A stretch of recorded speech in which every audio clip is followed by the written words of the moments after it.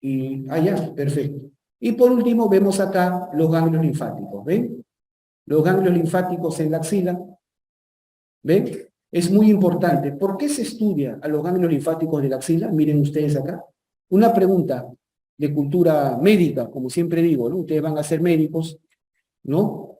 O incluso diferentes profesionales de la salud también. Pregunta, ¿cuál es el cáncer más común o más frecuente en mujeres en el Perú? ¿Ah? El cáncer de mama, ¿no? Tal vez porque es el que más seguimiento se le hace. Tal vez porque es más frecuente en la zona urbana. Y en el Perú, en la zona urbana, tenemos más hospitales, clínicas, centros de salud al alcance. ¿Correcto? Y por lo tanto, es más fácil de diagnosticar. ¿Correcto? Pero cuando yo hice mi servicio rural hace ya 150 años, ¿correcto?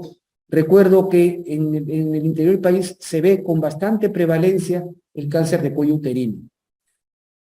Era más frecuente, al menos en lo que yo observé, era más frecuente el cáncer de cuello uterino que el cáncer de mama. Lo que pasa es que en la zona rural no hay mucho acceso a los centros de salud, a los establecimientos de salud, y además también las características culturales de las personas del Ande es que tienen temor de hacerse chequear, porque que te revisen el cuello uterino, pues es colocarte en una posición que para ellos es bastante incómoda. ¿Ok? Entonces, más difícil de diagnosticar. Pero por eso cuando a mí me preguntan, o yo veo por ahí que dicen, y además que el cáncer de mama puede ser harta propaganda en la televisión, ¿no? O sea, tiene un marketing ahí, ¿correcto? Entonces al otro pasa desapercibido. Por eso cuando les pregunten, ¿cuál es el cáncer más frecuente en el Perú? Bueno, yo siempre digo, en la zona urbana el más detectado es el cáncer de mama, pero en la zona rural yo podría apostar que es el cáncer de cuello uterino, podría apostar sin temor.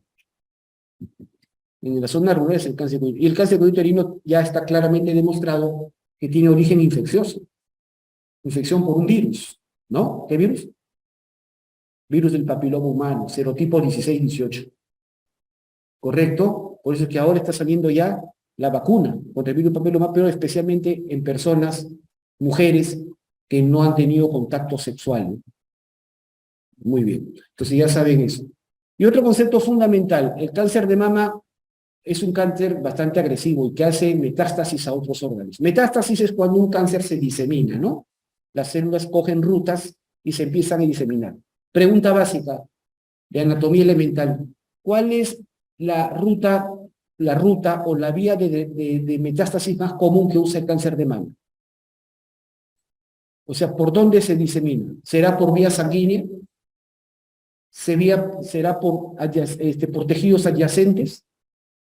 El cáncer de mama, y te pregunta, tipo, estos pasitos quedan el enano, el incipit, la ruta más de mayor diseminación de cáncer de mama es por ruta linfática, por vía linfática, ¿correcto? Y deben saber, chicos, que como he colocado ahí abajo, del 75 al 80% del drenaje linfático de la mama va a la axila. Va a la axila. Y como ven en la imagen, aquí ven los vasos linfáticos de la mama, ¿ven? Vasos linfáticos de la mama, y la mayoría de ellos van yendo a la axila, ¿se dan cuenta? Por lo tanto, cuando una mujer hoy en día, incluso se hace propaganda, se hace el cherry respectivo, ¿no? Del chequeo preventivo para el cáncer de mama, pues toda mujer que estudia una profesión de salud debe saber autoexaminarse las mamas. Es parte del día a día.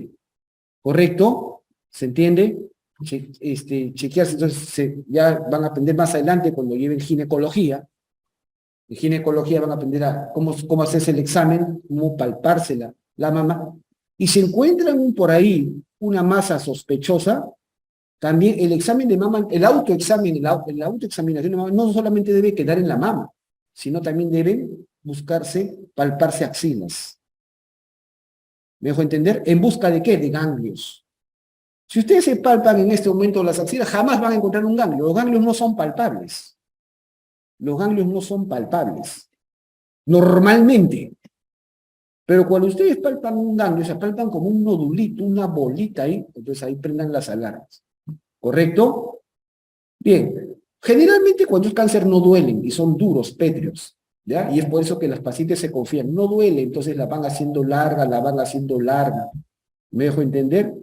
Y eso es peor. Pero cuando duelen es porque de repente es un proceso inflamatorio, más bien eso es más benigno. Pero la paciente duele, pum, al día siguiente está en el ginecólogo, está asustada. Entonces, ojo, los que no duelen son más peligrosos. Bien, pero en fin, no quiero hacerlo tan largo, y tenés una clase de gineco. Entonces, miren ustedes acá.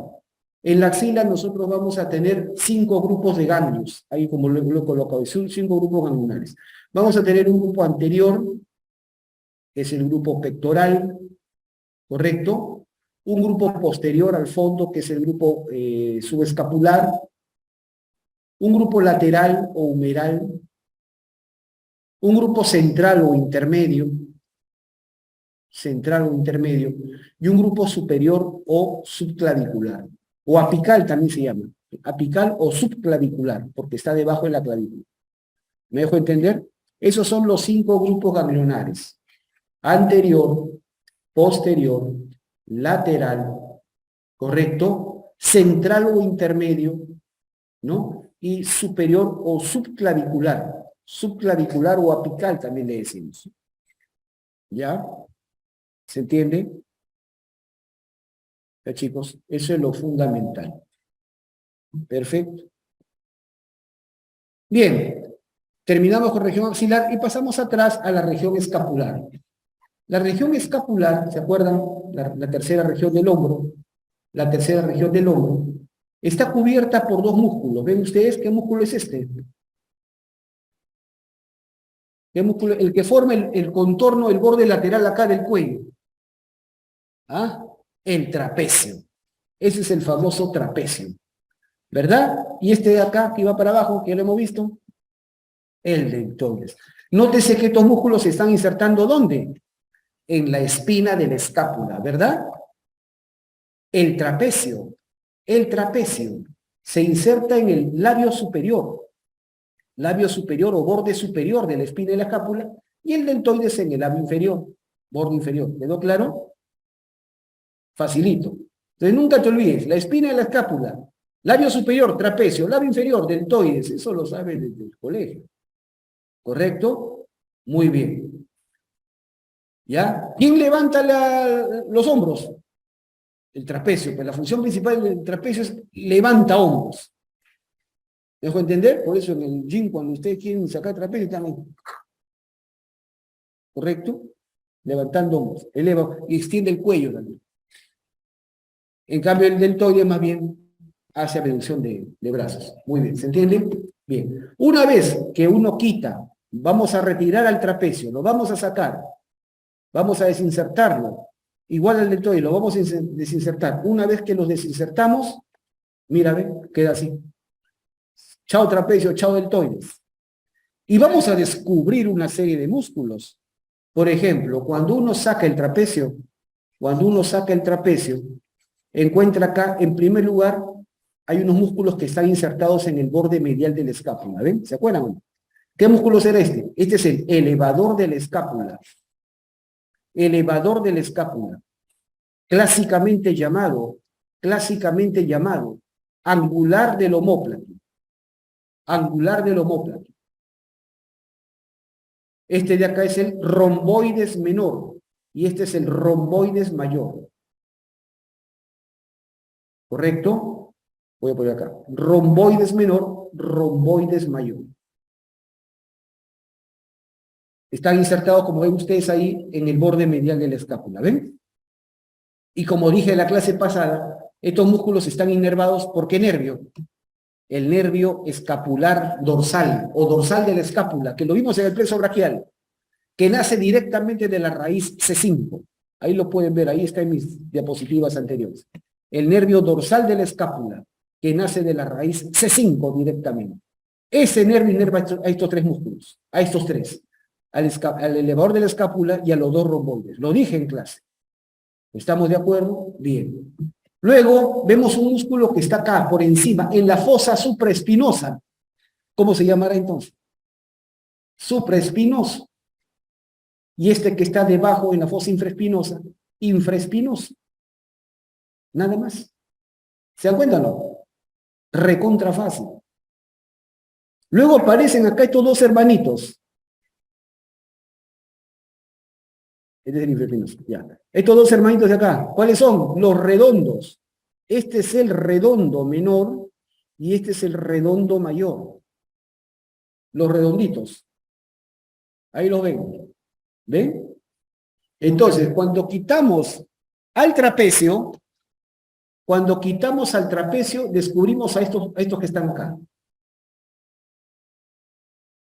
Cuando quitamos al trapecio, descubrimos al elevador de la escápula, a los dos romboides y al supraespinoso.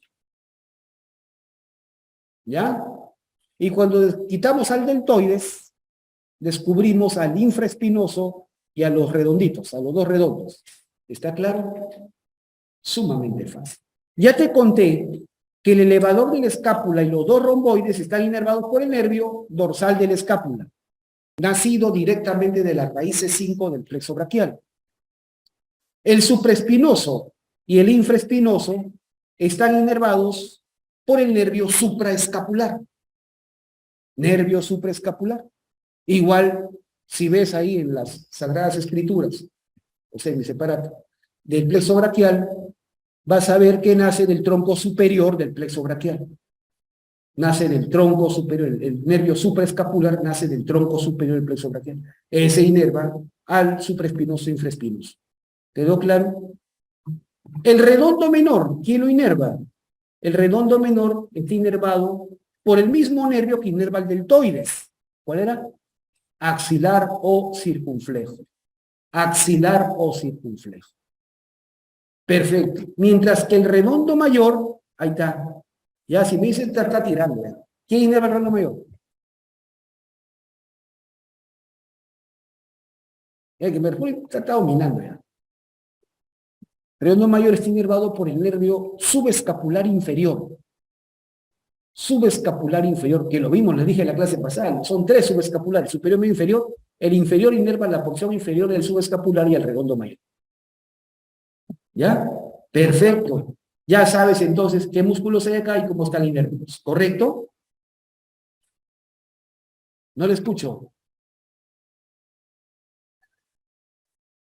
Por el nervio, el elevador de la escápula, los romboides, menor y mayor, por el nervio dorsal de la escápula. El supraespinoso e infraespinoso por el nervio supraescapular. El redondo menor por el nervio axilar o circunflejo. Y el redondo mayor por el nervio subescapular inferior. Muy bien. Perfecto. Ya está, ya con otros músculos. Ahora, la clase pasada te dije, ¿cuál era la función principal de estos tres músculos de acá?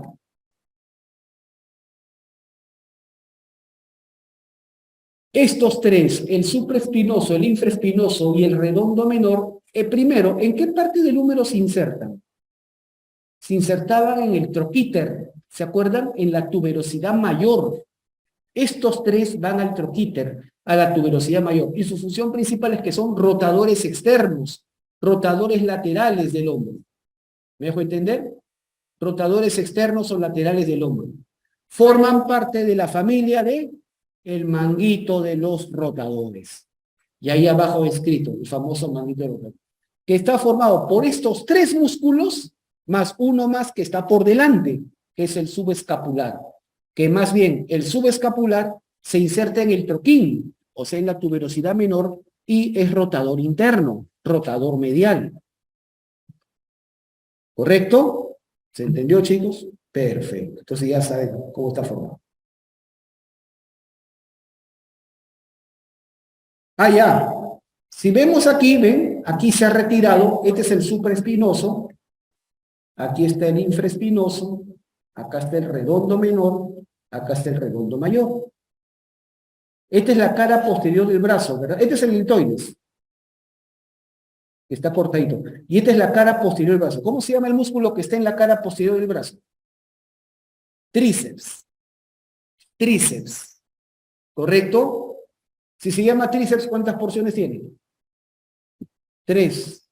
Esta de acá, la más interna, esta de acá, esta viene a ser este es el tríceps, pero específicamente esta es la porción larga. La porción larga del tríceps. Esta es la que me interesa ahora.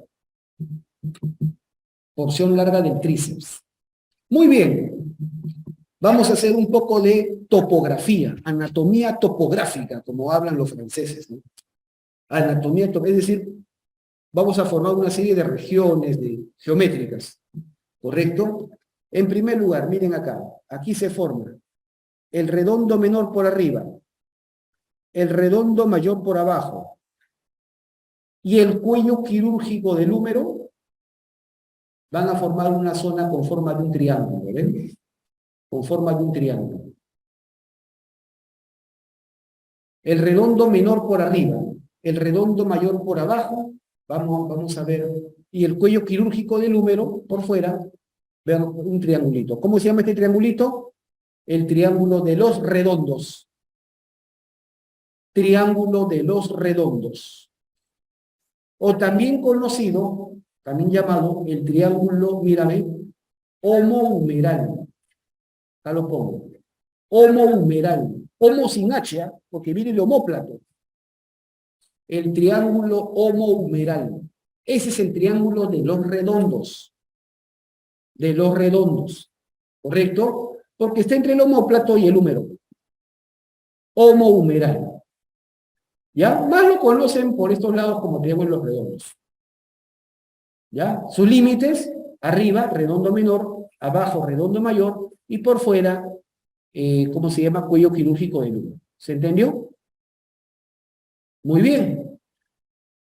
Este triangulito es cruzado, es atravesado, ¿por quién? ¿Qué es esto? La porción larga del tríceps. Entonces, la porción larga del tríceps divide al triángulo de los redondos en dos figuritas. ¿Te das cuenta? En un triángulo más pequeño, y un cuadrilátero. El triángulo es medial y el cuadrilátero es lateral. ¿Correcto? ¿Se entiende o no? Fácil. ¿Cómo se llama este triangulito? Se llama el triángulo homotricipital. Ahí está escrito en la izquierda. Homotricipital. Porque está entre el omóplato, ¿ven? Entre el omóplato y la porción larga del tríceps. Homotricipital. ¿Verdad? Y el cuadrilátero, ¿cómo se llama el cuadrilátero? El cuadrilátero se llama húmero tricipital. Húmero tricipital. Porque está entre el húmero y la porción larga del tríceps. ¿Quedó claro? Este cuadrilátero, nunca faltan pues ahí por ahí los históricos, les gusta poner nombres propios, ¿no? Entonces, como si tuvieran la certeza de que ese autor fue el que lo descubrió. Hay mucha controversia en cuanto cuando uno ve la historia y la anatomía. Pero en fin, miren, este cuadrilátero le dicen así, el cuadrilátero de Velpeau. Acá lo voy a escribir.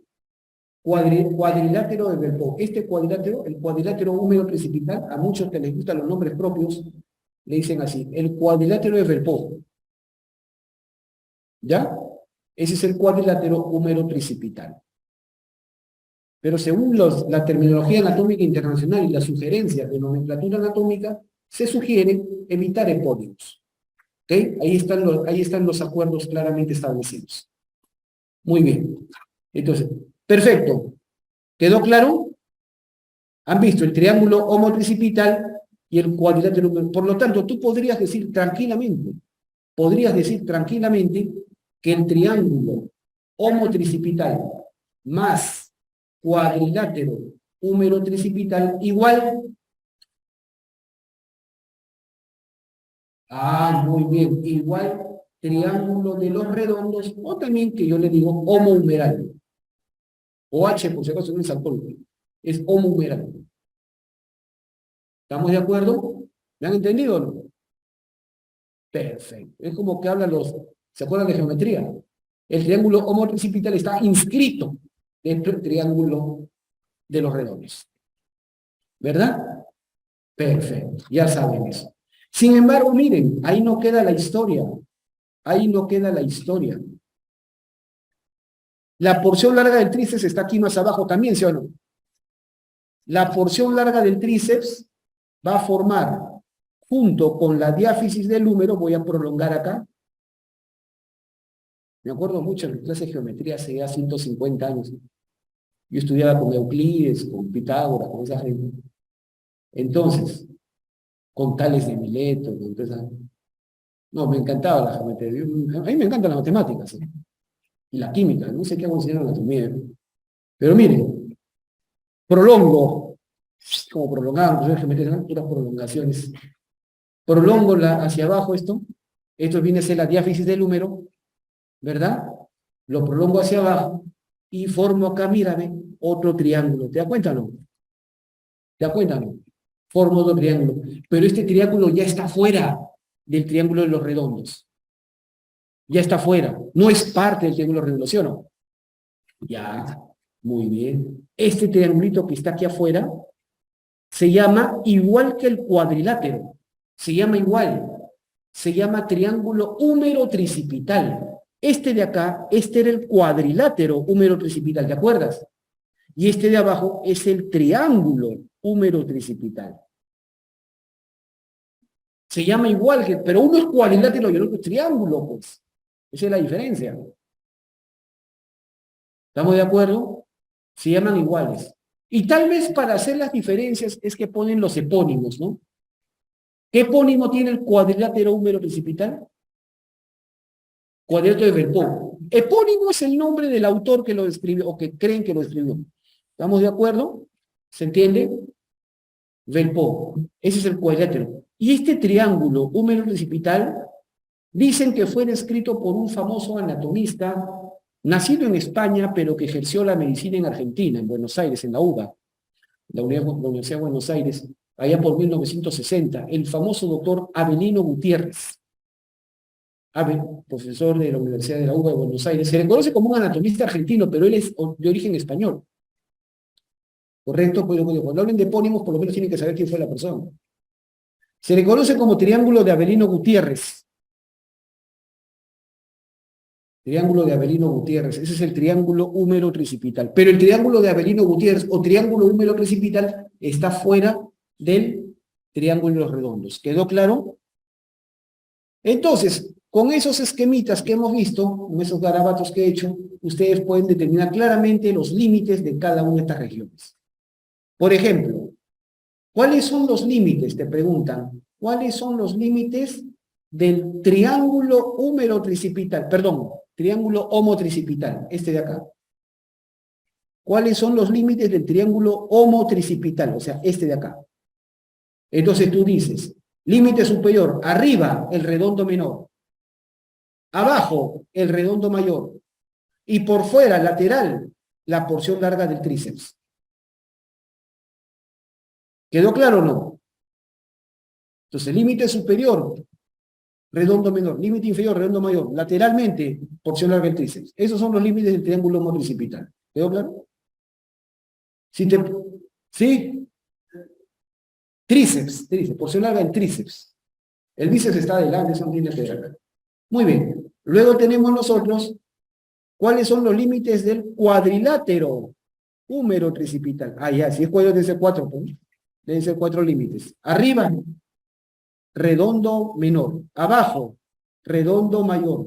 Medial, porción larga del tríceps. Lateral, cuello quirúrgico del húmero. Cuello quirúrgico del húmero. ¿Quedó claro? Esos son los límites del cuadrilátero de Velpeau. Del cuadrilátero húmero-tricipital. ¿Está claro? Muy bien. Y si te preguntan cuáles son los límites del triángulo húmero-tricipital o triángulo de Avelino Gutiérrez, pues sus límites también obviamente van a ser tres. Su límite superior viene a ser el redondo mayor. Su límite medial viene a ser la porción larga del tríceps. Y su límite lateral viene a ser la diáfisis del húmero. Diáfisis del húmero. ¿Correcto? Perfecto. Ya saben entonces los límites. Y ahí lo que está escrito en la diapositiva es el contenido. El contenido. ¿Qué voy a encontrar en estas regiones? Dentro del triángulo homotricipital, o sea, acá, dentro de este triángulo homotricipital, voy a encontrar, como está escrito ahí, los vasos circunflejos escapulares. Los vasos circunflejos escapulares. O sea, que aquí adentro está la arteria y la vena circunfleja escapular. Luego, en el cuadrilátero húmero tricipital, acá, en el cuadrilátero de Belcourt, voy a encontrar, mírenme, claramente se ve acá, el famoso nervio axilar o circunflejo, que es el que rodea el cuello quirúrgico del húmero, y la arteria que lo acompaña, junto con la vena, los vasos circunflejos humerales posteriores. Cuando digo vasos, se entiende arteria y vena. Arteria y vena. ¿Correcto? Y por último, en el famoso triángulo de Avelino Gutiérrez, ¿qué cosa voy a encontrar dentro? Acá, en el triángulo húmero tricipital, triángulo de Avelino Gutiérrez. Miren, ve, ahí al fondo se ve, ahí al fondo se ve el nervio radial. El nervio radial, junto a los vasos humerales profundos. Humerales profundos. ¿Quedó claro? Muy bien, perfecto. Entonces ya conoces la topografía de esta región. Y acá lo he hecho este esquema para que quede claro y nunca te olvides. ¿Ya? Perfecto, ya lo hemos descrito. Muy bien. Aquí en hombro hay articulaciones. Las tres articulaciones, como he puesto ahí, son de tipo sinovial de artrosis. La primera, esta articulación, la más importante, la articulación escápulo-humeral. Escápulo-humeral. O gleno-humeral, ¿no? La segunda, esta articulación de acá, la articulación acromioclavicular. Acromioclavicular. Y la tercera, aquí no se ve, es donde la clavícula se une al esternón, se articula al esternón, esternoclavicular. Esas son las tres articulaciones principales del hombro, ¿ya? Muy bien. La primera, aquí estamos viendo claramente, la primera, la articulación escápulo-humeral o gleno-humeral, ¿no? Entre la cavidad glenoidea de la escápula, ¿se acuerdan? Y la cabeza del húmero. Y la cabeza del húmero. ¿Correcto? Muy bien. Como he puesto ahí, es una articulación de tipo sinovial, de artrosis, ya saben por qué, eso les conté en la clase pasada. De subtipo poliaxil, poliaxil en artrosis esférica. ¿Se acuerda que las enartrosis son poliaxiles? Se mueven en los tres ejes. Es esférica. ¿Por qué? Porque una de las superficies, en este caso, la cabeza del húmero, tiene forma de una esfera. Tiene forma de un tercio de esfera. ¿Correcto? Bien. Esta articulación posee un rodete, aquí lo vemos. Posee un rodete o labrum, cuya función es ampliar el área de contacto entre todos los huesos. ¿Ok? Es la articulación más incongruente, he puesto ahí, más incongruente del organismo. ¿Qué significa incongruente? Una articulación incongruente es aquella donde las dos superficies óseas, los dos huesos que se van a articular, son notablemente diferentes en tamaño. Ustedes ven claramente que no toda la cabeza del húmero, entra en la cavidad glenoidea. La cavidad glenoidea es muy pequeña. La cavidad glenoidea es un tercio del tamaño de la cabeza del húmero. Un tercio. O sea, la cabeza del húmero es mucho más grande que la cavidad glenoidea, por lo tanto no entra totalmente. ¿Me dejo entender? Cuando en una articulación las dos superficies tienen prácticamente el mismo tamaño, cuando en una articulación las dos superficies tienen prácticamente el mismo tamaño, decimos que esa articulación es congruente. Congruente. O sea, congruencia articular es cuando las superficies son casi del mismo tamaño, encajan perfectamente. Pero eso es muy raro, porque eso limita movimientos. Eso limita movimientos. En cambio, cuando las dos superficies son notablemente de distinto tamaño, estamos hablando de incongruencia articular. Esta incongruencia articular tiene una ventaja y tiene una desventaja. La ventaja La gran ventaja de la incongruencia de la articulación es que eso le permite gran rango de movimiento. Gran rango de movimiento. Esta notable diferencia que hay entre la cabeza del húmero y la cavidad glenoidea permite que la articulación glenohumeral sea la articulación más móvil del organismo. Es la que más se mueve en el cuerpo humano, la articulación del hombro. ¿Correcto? Pero la desventaja de que sea incongruente es que también la hace una articulación fácilmente luxable. Se luxa con facilidad. ¿Saben qué es luxación, no? Cuando las superficies pierden continuidad, cuando se sale un lado. Por eso en emergencia, de 10 pacientes con luxaciones, 6 o 7 de ellos son luxación de hombro. Pregunta clásica de examen de concurso. ¿Cuál es la articulación que se luxa con mayor frecuencia? El hombro. ¿Correcto? Generalmente son personas que son bajitas de estatura. ¿Y qué pasó? Iba en el bus, ahí colgado ahí del pasamanos. Si eres bajito, agárrate pues de los asientos, todo, pero hay unos que tienen mucha actitud, bien agarrado. ¿Correcto? El bus pisa un bache, ¡pum! Hombro afuera. Ya no puede, llega la emergencia. ¿Sí? ¿Correcto? O también caídas con el brazo extendido. Cuando caes con el brazo extendido, también se te descoloca el hombro. ¿Me dejo entender? Clásico. Muy bien, ya saben eso. Ya son las que con mayor frecuencia se usan. Perfecto. Bien, esta articulación está rodeada por una serie de ligamentos, como ven ustedes acá, una serie de ligamentos. Tenemos aquí arriba, miren este ligamento, este es el ligamento coracohumeral. Coracohumeral, porque va de la coracoides al húmero. Coracohumeral. Y estos 3 ligamentos de acá, estos son los ligamentos glenohumerales. Glenohumerales, uno superior, uno medio y uno inferior. ¿Correcto? Estos son los ligamentos. Esta articulación entonces tiene ligamentos en su cara superior y en su cara anterior. ¿Ok? Perfecto. Bien. La articulación acromioclavicular es esta que está acá, esta que está por acá, ¿lo ven? Acromioclavicular. También es una sinovial de artrosis, pero de su tipo biaxil, artrodia o plana. Artrodia o plana. Las artrodias son biaxiles, ¿se acuerdan? Esas son la articulación acromioclavicular.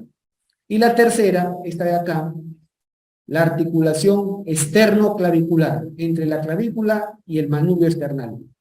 También, de subtipo sinovial, perdón, de tipo sinovial de artrosis, de subtipo biaxil, encaje recíproco o en silla de montar. Nada más. Perfecto. La acromioclavicular, acá la vemos.